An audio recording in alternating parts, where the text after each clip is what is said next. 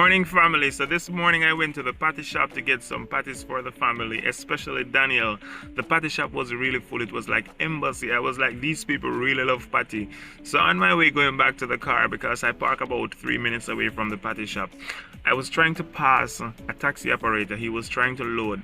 So I stopped because I know how the police officer operate in Jamaica. You're loading at a certain place, you can lose your vehicle and you can get a big fine. So I just stopped and allowed him to do his thing. But he's supposed to carry 7 passengers and he have 6 passengers inside. And him have a very good seat remaining and he's like, one and ready. It's more than obvious that he actually need one because it's not a tinted vehicle. So there was this man who was looking at his watch and him really need a car. So the next taxi that was supposed to load after, the taxi driver for that car was saying to this man, this vehicle need one, go with this man. He was like, no, I'm good. So taxi operator was like, okay. So the guy was there for about 15-20 seconds. One and ready. He wasn't getting the one until him just drive off with the 6. So the next driver was supposed to load now. And the next driver started to call out where he's going and stuff like that. So the guy now, he was like, driver, I'm kinda late still, you have to hurry up and get. So the driver was like, didn't you see that the driver at front need 1 passenger to drive? Why didn't you go with him? And he was like, this was his exact same word. That man buy a car last year and that man buy a car this year. I am not reaching up anyone.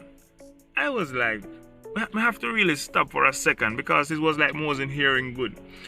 The man said the driver that went out, that gone ahead, purchased a car last year and him purchased a car this year.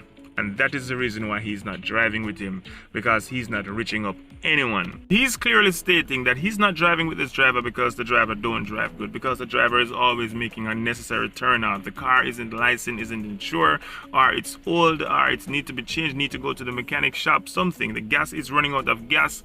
Whatever seems to be the problem, he's clearly stating that the only reason I am not driving with this person is because this person continually change his car. He's always getting a better car. So you want to tell me, listen, if someone get up out of their bed early in the morning, go to work until night, go back home, save that little money and purchase a good vehicle so they can come back to work, please their customer, and their customer will feel comfortable when they get in the car. Don't have to be saying, what's that noise, driver? You need to pull over, check your wheel, or your seat is dirty, driver, the seat belt is dirty, or stuff like that. That's the reason why you're not driving with the driver.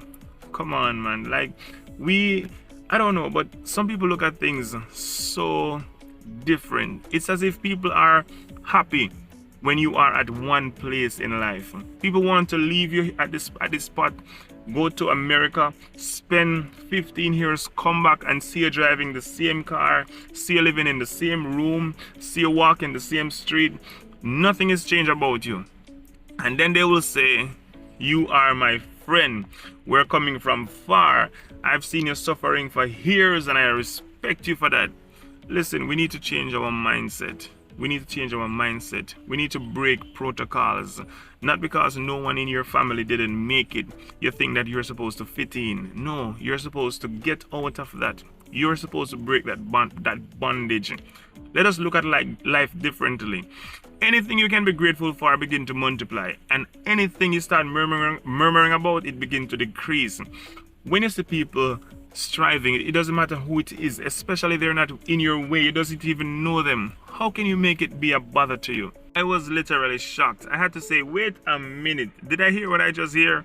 The other taxi driver, he was shocked as well because he was actually shaking his head. Probably he was saying to himself, if this man is supposed to continue to drive with me, I'm going to have to keep my old car, because the moment I purchase a new car, he's going to start saying the same thing about me. If I have to remain a sufferer or in poverty for us to continually being friends, forget about it. Let me say it again. If I have to remain a sufferer for us to continue being friends, let's forget about it. Because anyone that I get in contact with, I want to push them to greatness. And if I am going to be close with someone, I want that person to be pushing me to greatness as well. The Bible said two cannot walk together unless they agree. So if I am agreeing that we should have prosperity, we should enjoy what is in life, and you are saying that I must remain a sufferer for the rest of my life, well, we are thinking the opposite, and we cannot go on the same path, because it's going to cause chaos, it's going to cause confusion, and God is not the heart of confusion. So let me tell you this, you have to be careful of the type of people you surround yourself with. Always be careful of the kind of people that the moment you purchase simple things, what is a vehicle? You can purchase a car today for $10 million, and that same car become your nightmare. That same car can become your nightmare. You can meet in an accident, God forbid. The car can be stolen. Whatever the case may be, it is all vanity. It is nothing for us to put our heart into it. Someone buy a new house.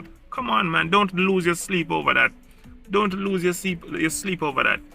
If someone even purchased the entire Jamaica, I don't have a problem with that. I just want to know that I am living and I'm not trusting man, I am trusting God. So let me tell you this.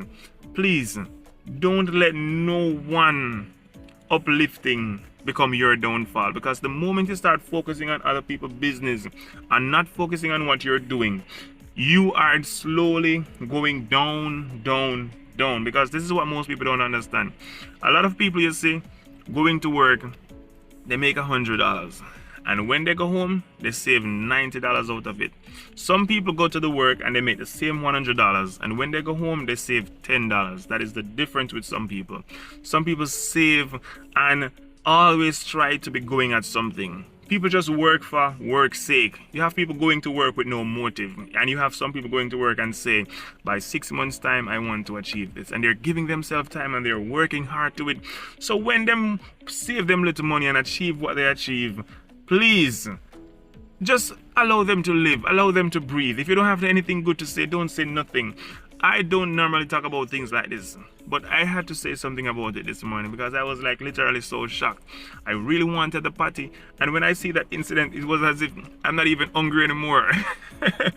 Because I'm saying, like, people really think like this. People really think like this. People will hate you for nothing. If you do good, people talk about you. If you do negative, people talk about you. So what are you supposed to do? Vanish? You're supposed to vanish? Live for yourself. Don't live for people. I'm telling you. Have a good day, Greens family.